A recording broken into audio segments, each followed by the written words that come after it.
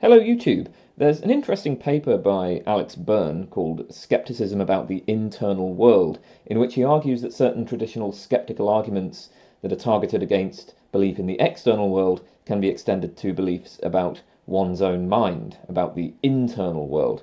So in this video I want to outline Byrne's argument and discuss some of the potential objections. Now, first of all, I should say we're assuming a distinction between mind and world, between my internal states and my external environment. So feelings, thoughts, hopes, desires, emotions, pains, mental images, memories, these are all part of the internal world. The external world is everything else: trees, fields, cars, planets, my body, right, my arms and legs, the chocolate cake in my fridge. Ordinarily we hold beliefs about both our own minds and the external environment. So let's start with the traditional skeptical argument about the external world. So I believe that I have hands.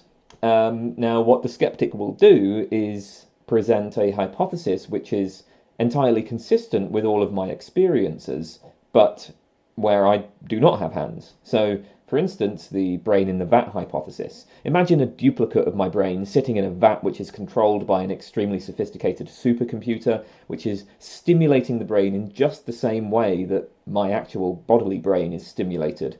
Since this brain in a vat is identical to my brain, and since, I guess we're supposing conscious experiences are grounded in brain processes, this brain in the vat would have an identical inner life to me. So this brain would believe that it has hands, that it is recording a video for YouTube, that there are stars and planets and trees and fields and so on. All of the apparent evidence available to me, which supports my belief that I have hands, would equally support this brain's belief that it has hands. But then this means that my evidence doesn't actually favour the common sense hypothesis over the brain in the vat hypothesis. I have no more reason to believe that I am a biological organism with hands over the hypothesis that I am a brain in a vat being stimulated to experience the appearance as of hands. So, standard way to sort of present this type of argument is as follows. If you don't know that not S, you don't know that P, you don't know that not S, so you don't know that P. So, for instance, if you don't know that you're not a brain in a vat, you don't know that you have hands, but you don't know that you're not a brain in a vat, so you don't know you have hands. And of course you can substitute various skeptical hypotheses for S here, and then various claims about the external world for P. Why don't you know that not S? Right? Why don't you know that you're not a brain in a vat? Well, the issue is going to be that the evidence does not favour any not S hypothesis over S. The evidence does not favour the common sense hypothesis over the brain in a vat hypothesis, where in this case, the evidence is supposed to consist of facts about your experience. Whatever experiences you are currently undergoing could instead be produced by a sophisticated enough vat computer program rather than by external material objects. Indeed, presumably just any type of experience could be generated by a sophisticated enough vat computer program. So you can't rule out the brain in the vat hypothesis. And then we have skepticism about the external world. Well, that's the traditional argument, but now Byrne says that this same type of argument can be applied to create skepticism about the internal world. So if this argument is right, then you know nothing even about your own mind, right? So just as the external world skeptic will say that you know nothing about what the external world is like, Byrne says, actually, we can take the same type of argument and use it to show that you know nothing about what your own mind is like, about whether there even is a mind in the first place. So let's begin with an example. So Byrne gives the following example. Suppose that you're looking at a cat sleeping on a mat. Now, we ordinarily think that if you are facing the cat in good light with a functioning visual system, you're going to be able to come to know that there is indeed a cat sleeping on the mat. That's a fact about the external world. It's not a fact about your mental states, right? The cat sleeping on the mat has nothing to do with what's going on in your mind. It would have been sleeping on the mat even if you never noticed it. But you can, when we ordinarily think, you can come to know that this is happening if we're putting aside the external world skeptics' arguments here. Ordinarily we think, that's something that we can come to know. So you can come to know that there is a cat sleeping on a mat. Now, there's a distinct thing going on here. A distinct fact is that you see the cat on the mat, which is to say that you are currently undergoing a particular type of visual experience. Now, this is a fact about your mental states. And the question here is, how do you know this fact? Now, it's important to keep in mind this distinction, right? You know that the cat is on the mat by looking at the cat. And yes, if you reflect on skeptical scenarios like brains in vats and all that, you might come to doubt that you know this. But ordinarily, you'd have little hesitation saying, yeah, I know there's a cat on the mat. And how do you know that? Well, you know it by using your eyes. But now our question is, how do you know this distinct thing about your own mind? How do you know that you see the cat on the mat? That's a distinct claim, right? There is a cat on the mat, and you see a cat on the mat are distinct claims. So how do you know that you see a cat on the mat? What evidence supports this claim? Well, Byrne says that, at least in ordinary circumstances, the evidence that you see a cat is just going to be evidence about your visual environment. So basically, the same evidence that supports the claim that there is a cat on the mat will be the evidence that supports the claim that you see a cat on the mat, at least in this situation. I mean, suppose that you're asked the following sort of question. Suppose somebody asks you, is there a cat here? How would you answer that? I mean, probably by opening your eyes and looking around. Now suppose instead that you're asked, do you see a cat here? How do you answer that? Well, in exactly the same way. You open your eyes and you look around, right? You move your eyes across the scene, and once you identify that there's a cat there, you say, yes, I see a cat. So the situation here is, as Byrne puts it, when you open your eyes, your seeing is in a way invisible. What you initially find is the world, not your seeing of the world. So basically, when I open my eyes, I just find various objects. I find hands and arms, I find a bed, a computer, a cat on a mat, whatever. Now, I'm also going to make this inference that I see those objects, but the evidence that I see those objects just is the evidence that those objects are there. So again, as Byrne, to quote Byrne, in order to know that you see, you must somehow reach that conclusion from what you see. So we saw that with the argument for external world skepticism, what's going on is that we start with some data, right? Say the entirety of one's experiences. And then we formulate some alternative hypothesis that is compatible with this data. Both the common sense hypothesis that I have hands and the skeptical hypothesis that I am a handless brain in a vat are consistent with my experiences. So the thought is that none of my experiences favour the common sense hypothesis over the brain in a vat hypothesis. But we can similarly construct skeptical hypotheses concerning the internal world once we consider, how it is that we come to attribute mental states to ourselves. So Byrne suggests the mindlessness hypothesis. This is what it says. You do not have a mind at all. Outwardly, you look and behave just as a minded person does, but really all is dark within. You do not see anything, think or believe or want or feel anything, and so on. So, in particular, you do not see the cat, despite its being, say, a few feet away in front of you in broad daylight. It's important to note that on the mindless hypothesis, there really is no mind whatsoever. Not only do you not see the cat, it doesn't even seem to you that you see the cat. There are no seemings. It doesn't appear to you that you see a cat. There are no appearances. On the mindless hypothesis, you are a philosophical zombie, right? So one way to put this particular skeptical scenario is you're a zombie. You're a philosophical zombie. And I mean, I guess the question then is going to be like, well, okay, how do you know? How do you know right now that you're not a philosophical zombie? So the mindless hypothesis says there just is no consciousness. There is no mind. There, again, all dark inside, right? There's just nothing going on inside, nothing in the internal world. So, okay, so with that hypothesis in mind, let's come back to the cat, right? On what basis do you claim that you see a cat, that you have a visual experience of a cat? Well, it's going to be on the basis of what you find in your visual environment. for instance, that there is a black furry thing which is lying very still, located a few feet away from you, and so on. The problem is that all of this evidence, everything that you cite there, is equally compatible with the mindless hypothesis. So when you say, so if I say, well, what makes you think you see a cat? And you say, well, because, look, there's this black furry thing a few feet away from me. Well, the fact that there is a black furry thing a few feet away from you is entirely compatible with the hypothesis that you're just completely mindless. The fact that there's a black furry thing a few feet away from you actually has nothing to do with what's going on in your mind. So this evidence, right, everything about your visual environment, all of the properties of your visual environment are compatible with you being completely mindless. And so the evidence that you're using to arrive at the conclusion that you see a cat, well, that evidence is actually equally compatible with the mindless hypothesis. And of course, if the mindless hypothesis is correct, you don't see a cat.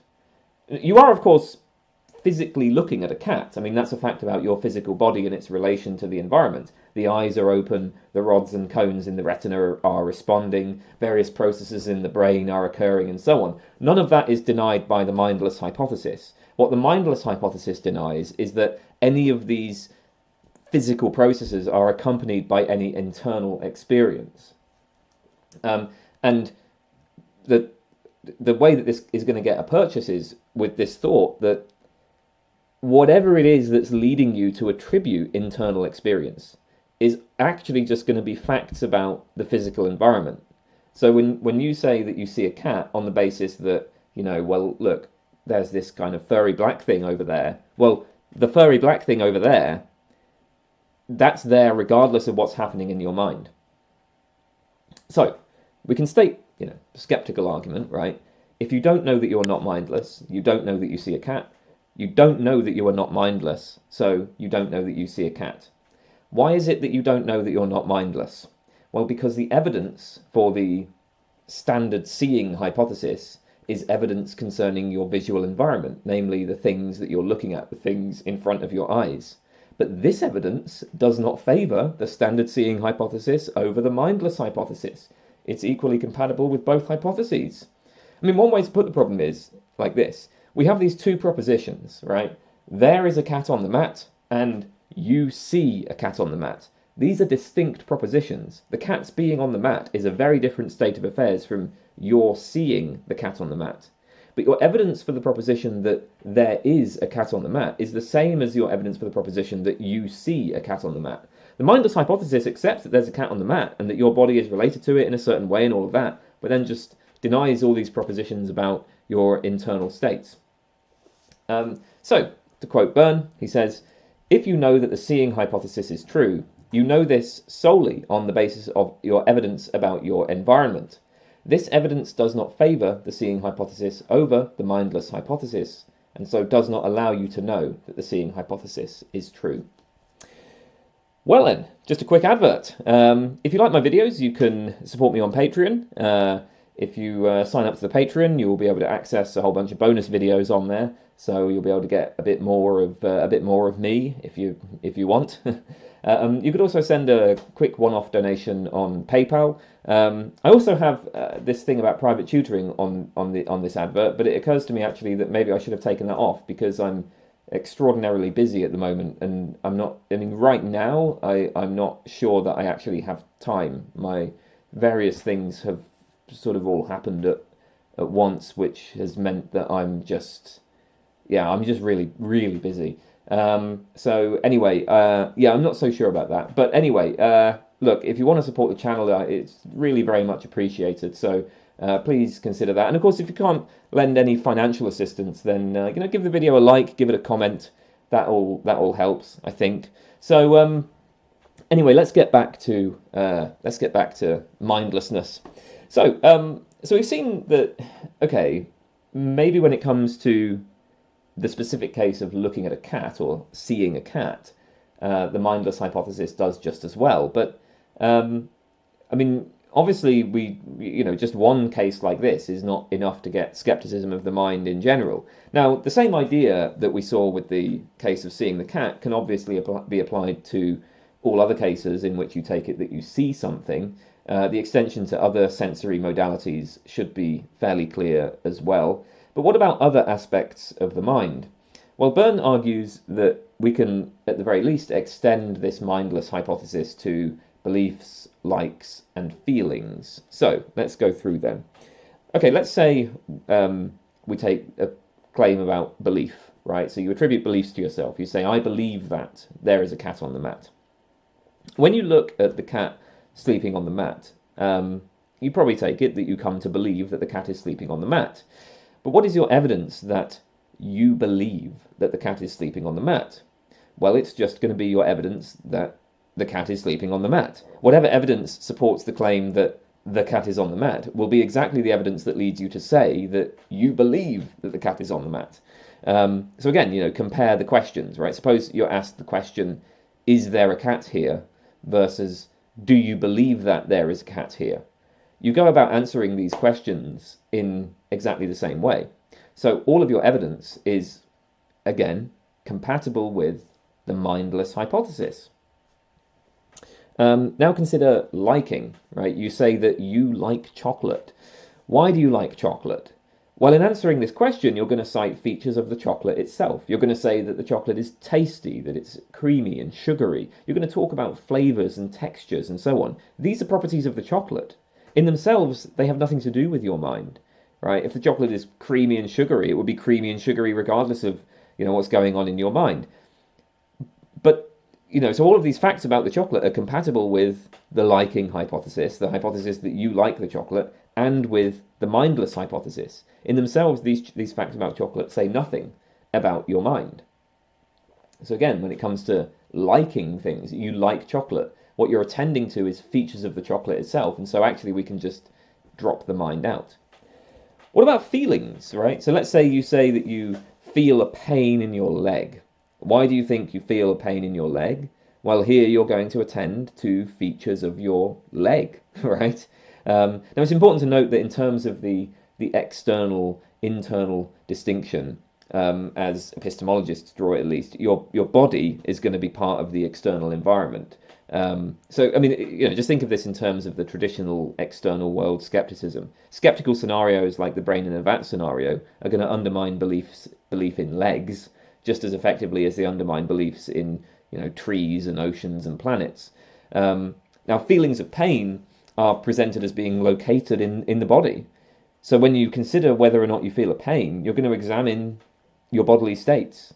The mindless hypothesis can grant that your leg has a certain property, that your leg has been injured, that its nerves are firing in a particular way, but it denies that this is accompanied by any internal feelings.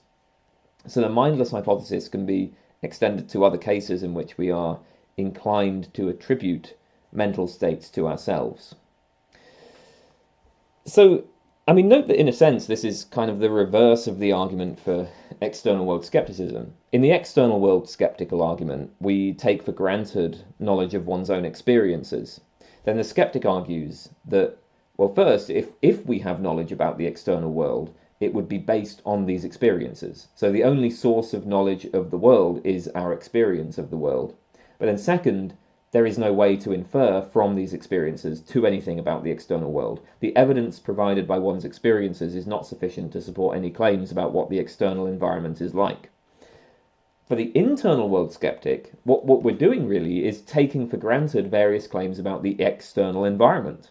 So we take for granted that, there's a cat on the mat, for instance.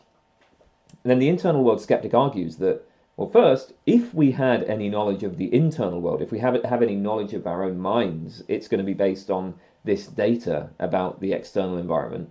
But that second, there is no way to infer from this data to anything about the internal world. The evidence provided by the environment is not sufficient to support any claims about what your internal mind is like. Where the arguments differ is in terms of what they take for granted. Okay then, let's turn to some objections. So Byrne's argument here rests on the idea that when attempting to work out what my own mental states are, I'm in fact going to attend to properties outside of myself. I'm going to attend to things in the external environment. the mind is transparent, as it were. I see through my own mind to the world. But then, of course, that makes the mind sort of superfluous and it opens up the space for the mindless hypothesis. The question is, does this idea work across the board? I mean, by comparison, it's easy to see that the external world skeptical hypothesis works across the board. If we assume that there are such things as internal experiences, then pretty much any internal experience could be generated by manipulating a brain in a vat, or some other object in the right kind of way, right? So given any set of data about internal experience, there are multiple ways the external world could be. So the question is like, can we similarly take this sort of transparency of the mind to be fully general? Can we take transparency to apply to other mental states, to all other mental states? I think this is this is less obvious, right? So consider, for instance, mental images. I take it that right now I'm picturing a unicorn. Okay, so say to somebody, look, imagine a unicorn. Okay, so I'm picturing a unicorn. What is my evidence that I'm picturing a unicorn? I mean, sure, some of the evidence might be evidence that could be located in the environment. Maybe you ask me to, you could say, look, Kane, draw a picture of what it is you're imagining. And then, of course, I'm going to draw a unicorn. And that's a piece of paper in the environment. There's going to be a picture of a unicorn on a piece of paper. That's something in the external environment. But really, I mean, the evidence that I'm picturing a unicorn is not going to be things like that, right? The evidence that I'm picturing a unicorn, let's put it this way, what it is that leads me to say of myself that I am picturing a unicorn, that's going to be something more like, well, I kind of just have this like ghostly image in my mind's eye, as it were. So like in the case of seeing a cat, the evidence that I'm seeing a cat just is evidence about my visual environment. But what do we say about the imagined unicorn? Is my evidence that I'm imagining a unicorn just my evidence about my pictured environment? I mean, what's that environment supposed to be?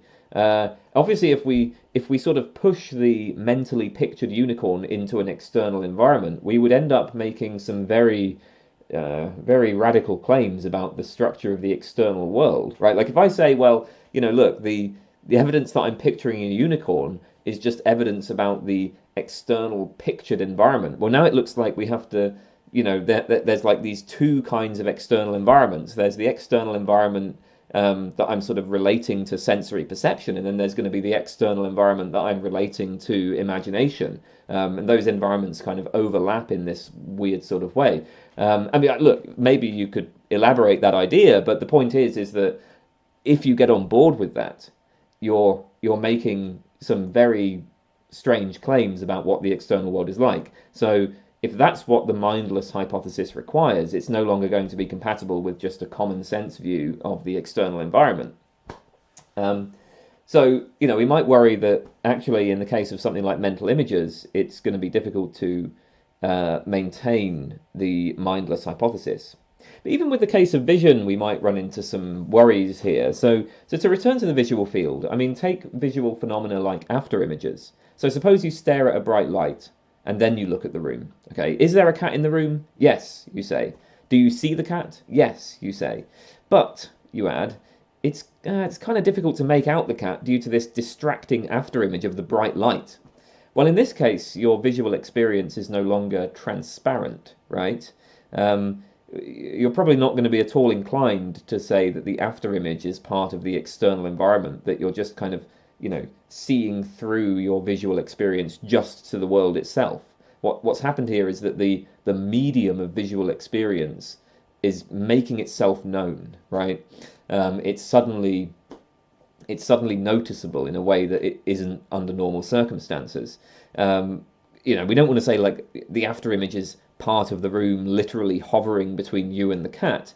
Now, of course, we can talk about after images in terms of certain things going on in the external environment. We can talk about after images in terms of fatigued cells in the retina or whatever else, and those are part of the external environment. But your evidence that there is an after image is clearly not the same as your evidence concerning the behavior of cells in the retina, right? So, yeah, I mean, we might think that actually there are going to be various cases of mental states that just that are going to offer a bit more resistance to the general structure of the sort of argument that Byrne has come up with. Okay, so a second concern is that Byrne's argument is simply incoherent, right? So we saw that Byrne's argument takes for granted various claims about the external world. The evidence that you see a cat just is the evidence about your visual environment. But then this is to say that you have evidence. And to claim that you have evidence, to say that you have evidence about your visual environment, that seems to require that you know certain things about your visual environment, such as, there's a furry black thing here, or there's a smooth red thing there, or whatever. And knowledge, of course, is a mental state.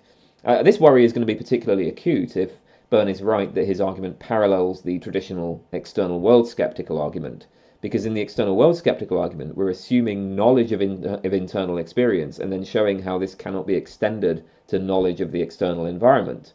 So the parallel argument, I guess, it seems like it's going to assume knowledge of the external environment and then show how this can't be extended to knowledge of internal experience.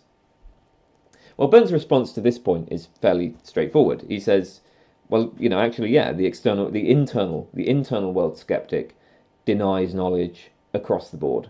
If the mindless hypothesis is true, then there is no knowledge, period. You do not know anything. You do not know, for instance, that there is a cat sleeping on the mat.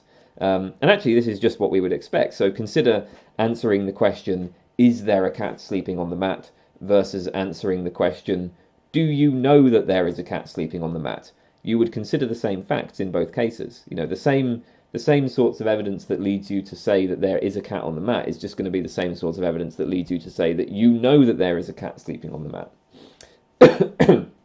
But the point is, although we're denying knowledge across the board, the point is that if we consider the mindless hypothesis, then the thought is this isn't really going to be any threat to claims that we make about the external world.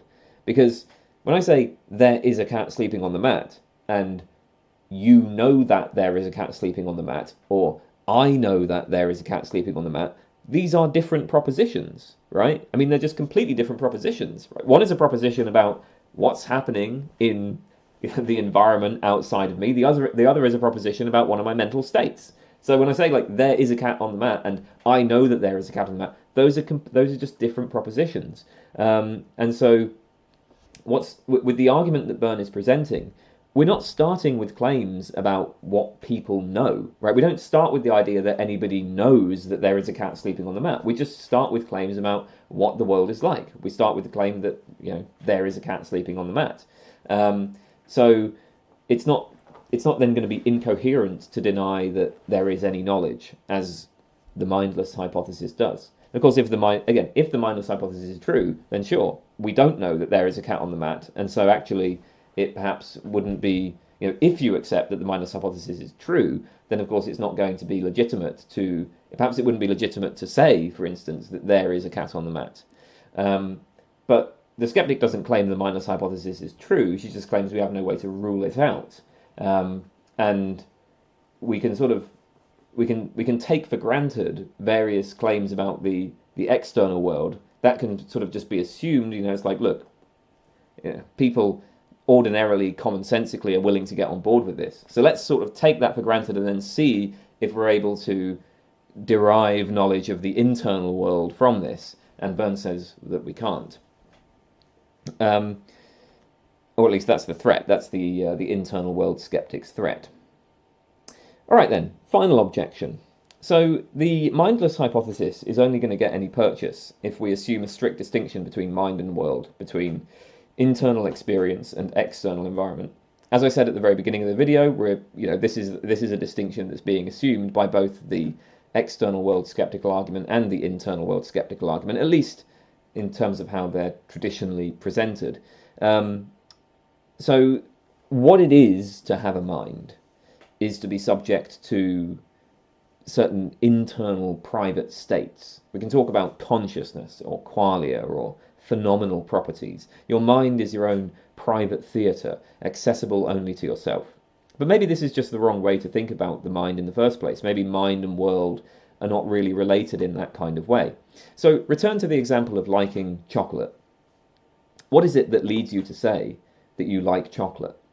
Well, you attend to features of the chocolate. It's tasty, it's creamy and sugary, and so on. These are facts about the chocolate, not facts about your mind.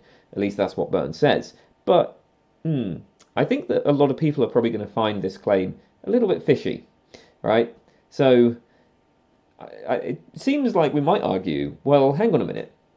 For chocolate to have a particular flavour just is for there to be a mind. The flavour of chocolate is the way that chocolate appears to a particular mind. So, I mean, imagine an organism with a very different sensory system. For that organism, the same piece of chocolate might have different flavours or indeed no flavour at all. The flavour of chocolate is a property that the chocolate has when it is being experienced. So, of course, once you detect that there is some distinct flavour of chocolate, that's all you're going to need in order to conclude that you have a mind.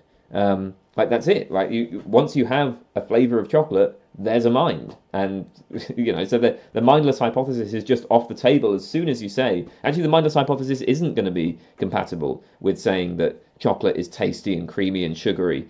As soon as you say that it's tasty and creamy and sugary, you've got a mind. So the mindless hypothesis is off the table. What about the case of vision, right? So it was said that the evidence that you see a cat just is evidence about your visual environment. Well, what is the visual environment? Presumably you're going to describe shapes and colours and objects and so on. Now again, take an organism with a very different visual system, put it in the same place. It's going to see things very differently. So the colour of the cat, that's a property that the cat has when it is being experienced. The colour of the cat is one of the ways that the cat appears to a particular mind. So of course, once you detect that there is a particular colour of the cat, that's all the evidence that you need in order to conclude that you have a mind. For there to be a colour just is for there to be a mind. So actually, as soon as you say, well, yeah, there's a cat there, the mindless hypothesis is off the table. So on this sort of view, the properties that we're attributing to objects are not, it's not that, we have these properties like kind of out there in the world, and then there's this private internal space that's kind of like cut off from them. The mind and the world are sort of intermingled. The mind gilds and stains the world, and the world is shaping the mind, right? You can't split them in the way that the mindless hypothesis requires. Okay, I'm going to end the video there. Thanks for watching, and I'll see you next time. Bye, everybody.